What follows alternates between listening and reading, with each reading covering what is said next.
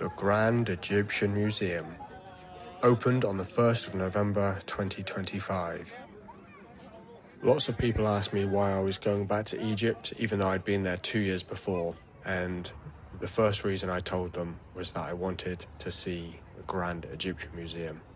The other one was that I was planning to see Tiesto in front of the pyramids, and who wouldn't want to see some live music, some EDM in front of the pyramids? But the Grand Egyptian Museum that opened only a few weeks before my visit was just too good an offer to say no to. It was all the way back in 1992 when the first steps towards realizing this dream of a Grand Egyptian Museum were started, when 117 acres of land near Giza were acquired. It's one of the largest museums in the world, and it was decided that the old Egyptian museum in Tahrir Square simply wasn't fit for purpose, big enough to house all of the treasures of ancient Egypt. And it was in 2002 that the foundation stone was laid. As you enter the museum, you go into the Grand Hall and you're welcomed by Ramses II.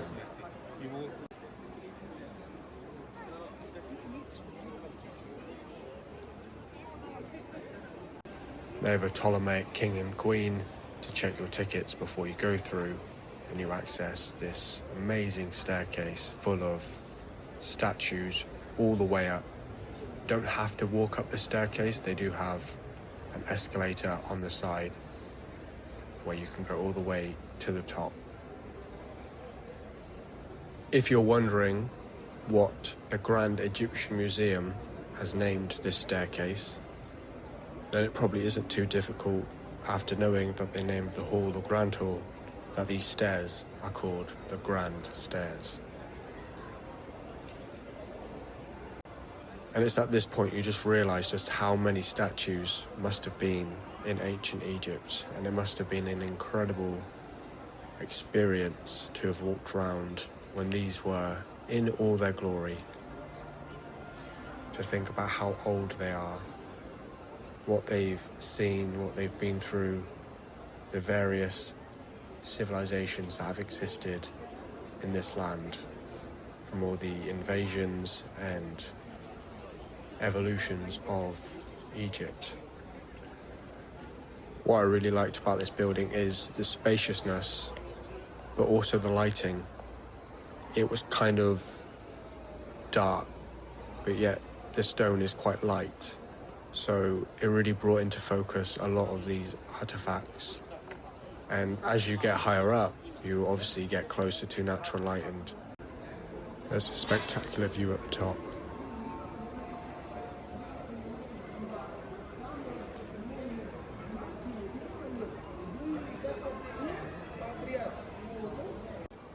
In terms of buying tickets, there are different prices for Egyptians, for expatriates, and then, interestingly, the tier is called Arabs or other nationalities. For Arabs and other nationalities, i.e. UK, you will have to pay £22.50 at today's price, but you never know with the value of the pound. That could be different very soon. And in terms of USD, it's about $30 for a ticket. You can buy the tickets via your phone, your device, and you can scan a QR code. If you happen to make the mistake that I did of buying an expatriate ticket, then you just go to a desk and they only make you pay the additional money rather than a completely new ticket.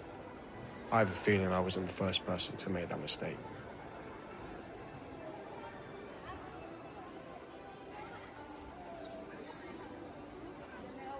And here you see the pyramids of Giza in the distance. So now we're at the top of the stairs, we're heading into the main galleries, and there are three focuses: society, kingship, and beliefs.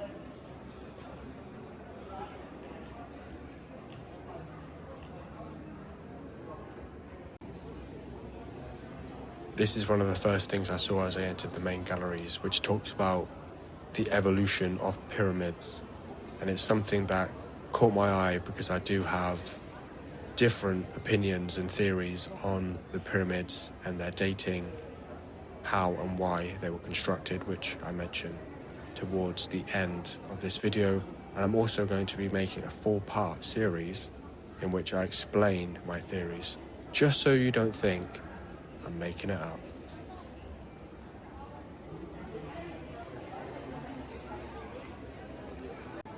If you haven't already seen my other video where I go to the old Egyptian museum, I think you really should, and you'll just see what a contrast this grand Egyptian museum is to the old Egyptian museum. The buildings, the lighting, the interactivity, the various sensory elements, the videos, the sound, everything just adds to the experience of this museum.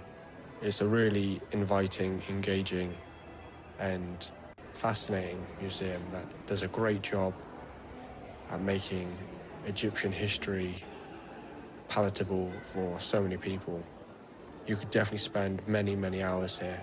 And although I've only been once, I already want to go back, and I want to take other people with me just so that they can have the same experience that I did. I didn't follow any particular route on my way around the Grand Egyptian Museum, but it's the kind of place where I don't think you need to. You just follow what you find interesting. And there are walkways between the various galleries, and each gallery, because of the difference in lighting and setup, has a different feeling and ambience to it. So it really is like walking through time and through space.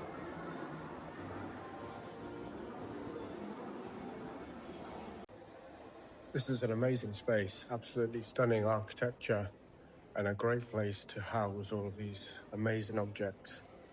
Oh, I've just seen some of my friends. Hey, I just sat down.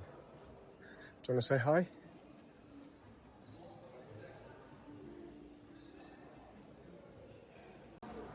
And that's exactly why you came to this channel, for some of that world-class humour. You've got to appreciate the hours of dedication from archaeologists to uncover, to restore all of these artifacts, from people digging in the dirt to sweeping bits of stone that they think could be a precious artifact, to putting them in pieces, to putting them in place, and then to move them and put them on show for people to be able to engage with this magnificent history of this amazing, mysterious place. So many people are drawn to ancient Egypt, and a lot of people who work in this field, it's a real labour of love to uncover some of the mysteries and the truth, and to understand why statues like this looked like this. What was the significance? Why do they have the headdress? What was in their hands? What drove these people to live the way they did? And why, yet clearly the grandeur and the expertise that they showcase through the artifacts, how so much knowledge has been lost. Oh, if we didn't have the burning of the Library of Alexandria. And in this exhibition, we can see what has been found underwater off the coast of Alexandria. It's mind-blowing to think how much has been recovered from under the sand and under the water, and how much still remains. Now, if the rest of the museum felt like a conventional museum, this area did not. This is the Tutankhamun galleries.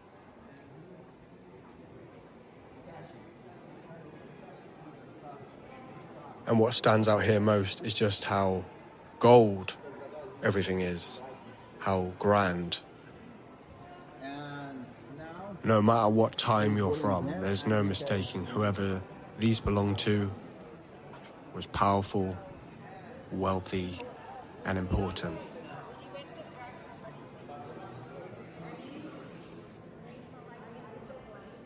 And the level of detail and inscriptions on the sides are fascinating.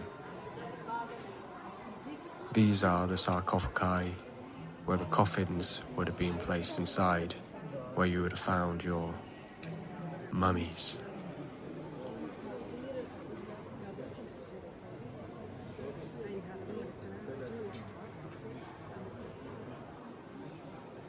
This whole exhibit made me reconsider what I want to happen when I pass.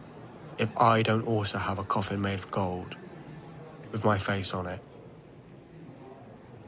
then I'll be very disappointed and my soul will come back to haunt you forever.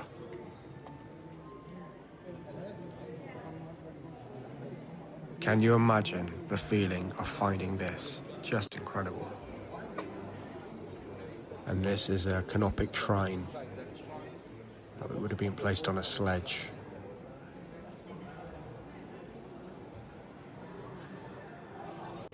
And outside of King Tut's tomb, there were two figures that were meant to represent the king and his ka, soul, who were placed there to stand on guard. You would need guardians if you had this much gold.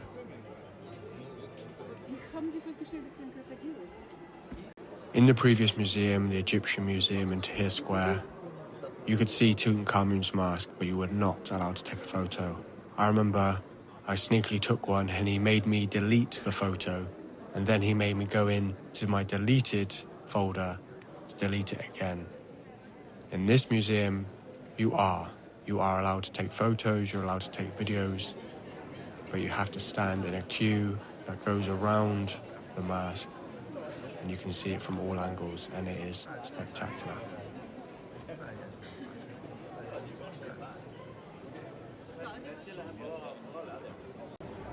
Perhaps the most famous discovery in all of ancient Egyptian artifacts. The mask is of solid gold. It's one of the most famous objects in the entire world. It was found placed over the head and shoulders of Tutankhamun's mummified remains. I do find it interesting how the chariots, although impressive, don't have entirely circular wheels, yet their technological abilities supposedly built the pyramids.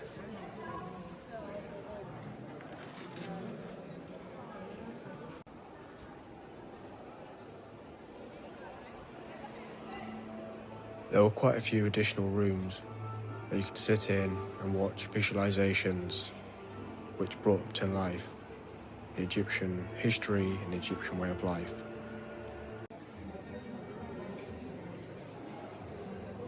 What makes it more of a sensory experience than the previous Egyptian museum. They even had this one room where you could take a seat and it was showing you footage of the excavations and discoveries of Tutankhamun's tomb. And it's extraordinary to think that these pictures were in black and white, and these were the technologies that they had at their disposal to restore what they found.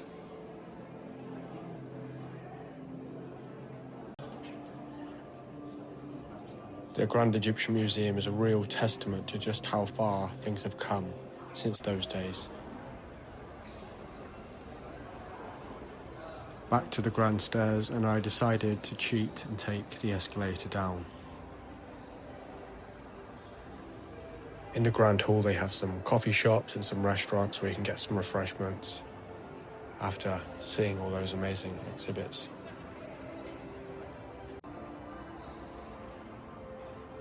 The power of the pharaohs lives on forever.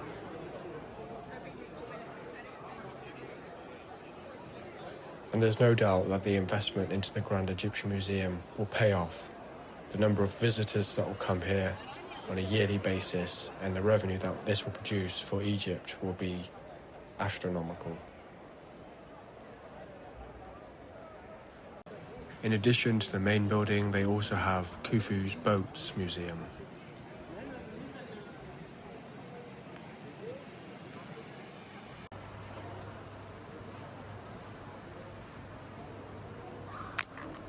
Around the Great Pyramid in 1954, while clearing sand and debris on the southern side of the pyramid, there were two sealed pits which were discovered, and inside they found dismantled wood of boats that belonged to King Kufu.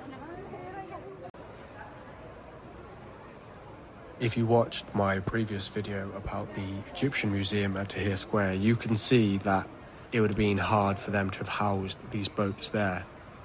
And that's what's so brilliant about this new museum, is it gives the space to have exhibits with things such as boats, which you just couldn't fit in the old museum.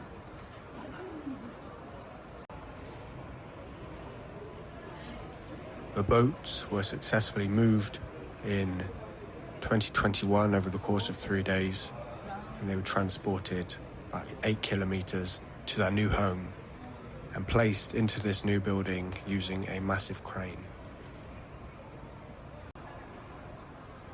I still find it interesting though, how if the pyramids are funerary objects, tombs for King Khufu, then how come that same civilization that built the pyramids, which have such precision and expertise, could only muster up boats such as what we have just seen? Curious.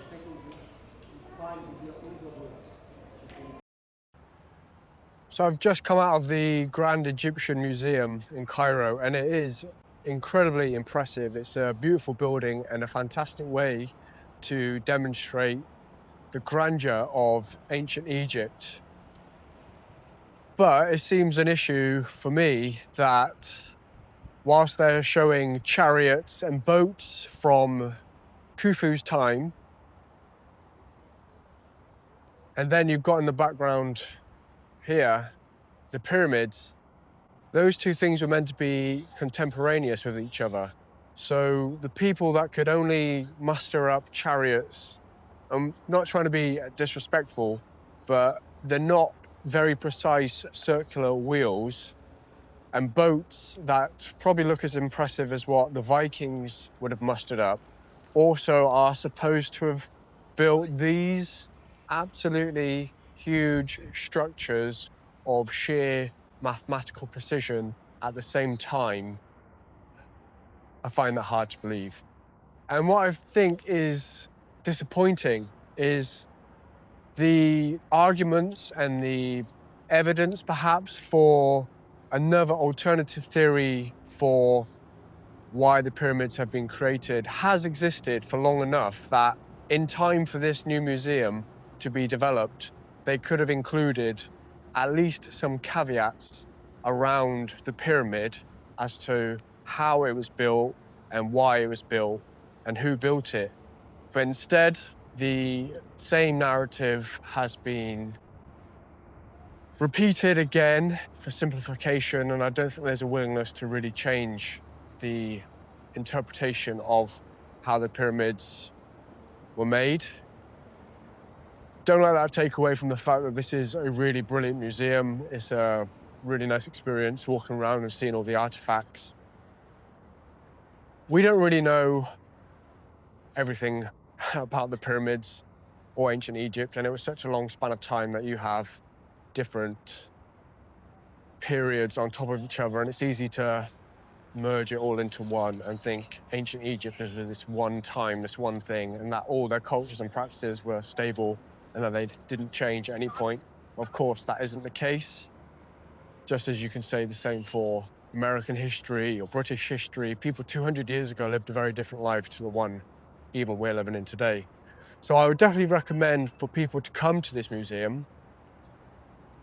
But if you're a little bit skeptical around datings and interpretations of things, then don't expect for alternative narratives to be presented here. But nonetheless, this truly is a grand Egyptian museum. And it's really well done. So whoever's done it, good job. Hopefully, in the future, there is an open-minded approach and that placards can easily be taken down, changed. And it's okay to say we don't actually know everything about the pyramids, if they are behind me somewhere. If you enjoyed this video, don't forget to like and subscribe, and check out my 4-part series where I discuss some key theories about the pyramids.